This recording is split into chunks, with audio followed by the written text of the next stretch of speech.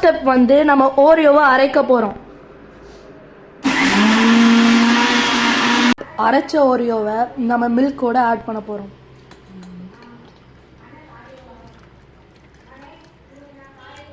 இப்போ baking soda 1 spoon add பண்ண போகிறோம்.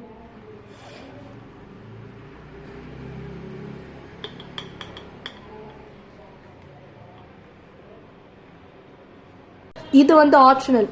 வேணும்னா டெய்ரி மில்க் இப்போ நம்ம ஆட் பண்ணிக்கலாம்.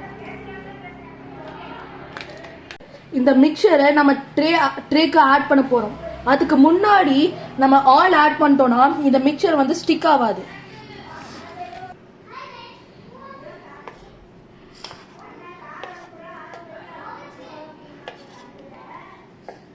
நாம் 160 டிகிரிஸில் 30 மினிட்ஸ் வைக்க போகிறோம் ஏர் ஃப்ரையரில்.